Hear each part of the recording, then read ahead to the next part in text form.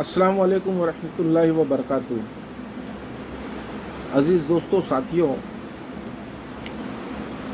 लोगों के मरने से कौम ख़त्म नहीं होती। 100 मर जाएं, 200 मर जाएं, 1000 मर जाएं, लोगों के मरने से कौम ख़त्म नहीं होती। कौम तब ख़त्म होती है जब इस कौम के नौजवान अपनी शनाख्त भूल जाएं। कौम तब ख़त्म होती है जब उस कौम के नौजवान अपनी शनाख्त भूल जाएं। मिसाल देता हूँ मैं। मुसलमान जो है ना, मुसलमान, लेकिन आज उन लोगों ने दुनिया में कैसी तरक्की की, एक अलग मसला है। कौम को मारने का सबसे आसान तरीका है, जिसमें आज हमारी कौम जो है ना मुलविस है। जिस कौम के नौजवान रूहानियत यानी दीन को छोड़कर मुर्दा दिली और फहाशी की ज़िंदगी गुजारें,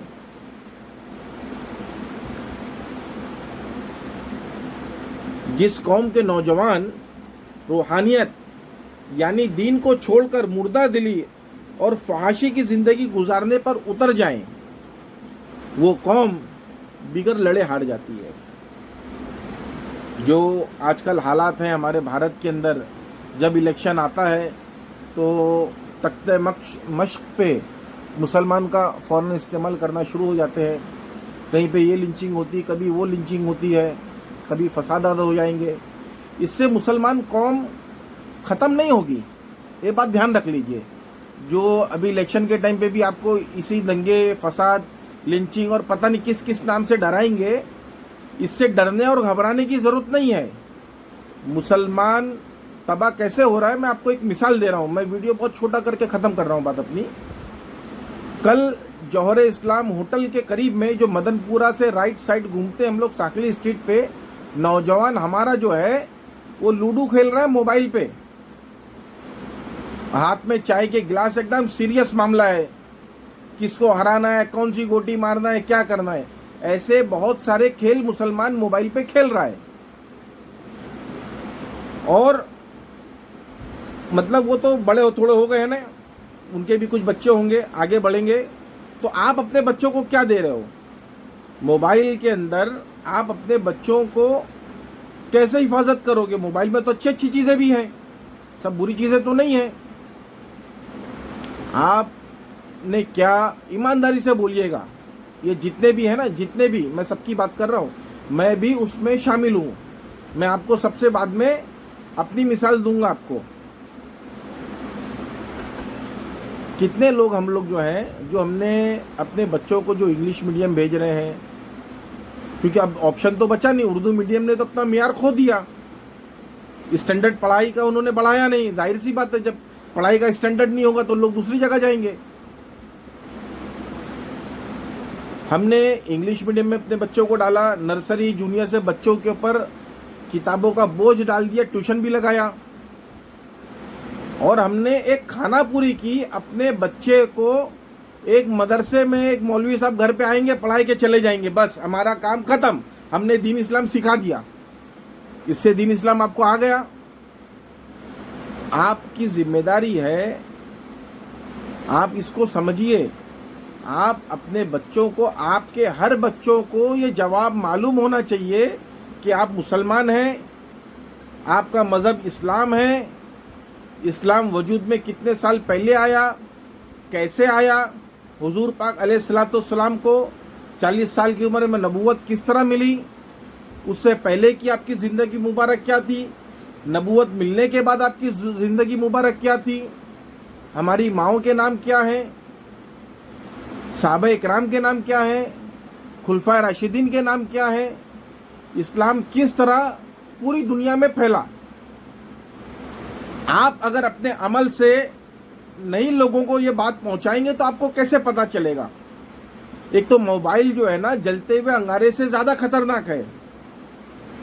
मैं आपको अपने घर की बात करता हूं, मैं मिसाल देता हूं।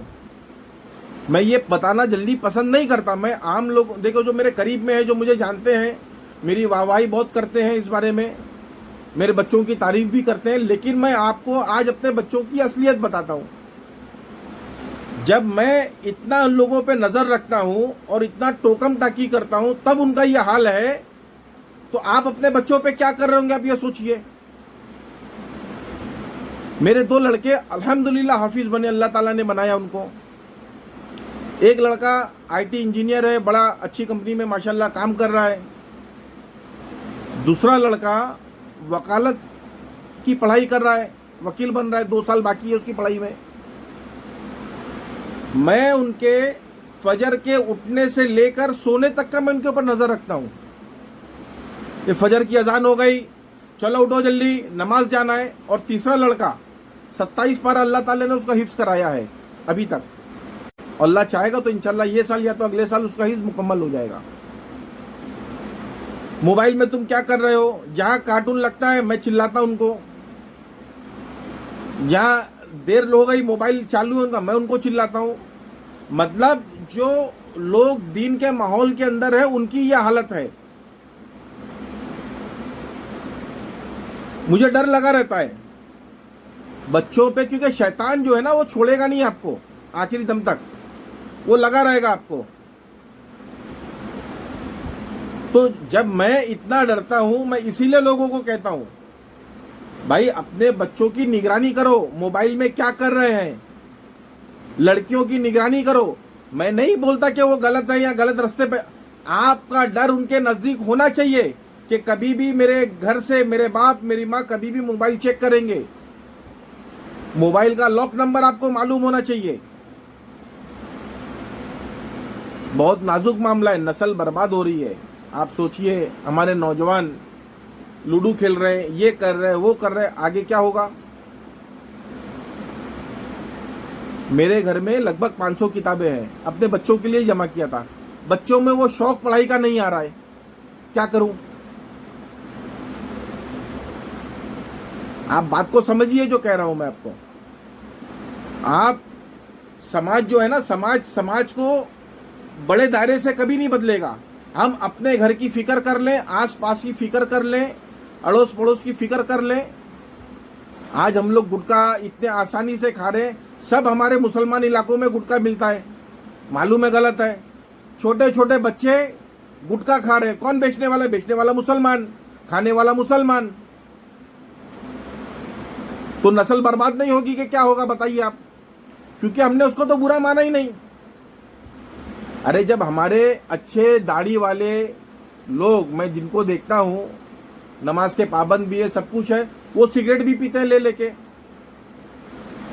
क्या सिगरेट पीना गलत नहीं है? आपको सिगरेट पीने की इजाजत किसने दी भाई? वो भी तो नशा है ना, तंबाकू अंदर है, नशा आता है कि नहीं आता है? सेहत खराब हो रही है कि नहीं हो रही है? आप अपने अमल से अपने बच्चों को तो सही नहीं कर रहे। नस्ल बर्बाद हो रही है, नस्ल को बचाओ। मैं तो बोलते रहूंगा भाई, मेरी कोई बात सुने चाहे नहीं सुने, मैं अल्लाह के नजदीक इंशाअल्लाह अपने बोलने की वजह से आजाद रहूंगा कि मैंने लोगों के अंदर बोलने का काम नहीं किया। बाकी मर्जी आपकी। ये रातों को देर तक जागना बंद करिए, मोबाइल का गलत इस्तेमाल बंद करिए, जबरदस्ती का मोबाइल का इस्तेमाल बंद करिए। अपने लड़कों पे लड़कियों पे पूरी नजर रखिए, उनको दीनी मालूमात पहुंचाइए, खुद भी हासिल करिए। कितने लोगों को नमाज की दुआएं याद नहीं, घर में बाप का इंतकाल हो जाए तो बेटे को नमाज जनाजा नहीं मालूम, बचपन से लेके बुढ़ापा कब्र तक आ गया, नमाज पढ़ रहे हैं लेकिन हमको नमाज का तर्जुमा नहीं मालूम। हम कहाँ जा रहे हैं?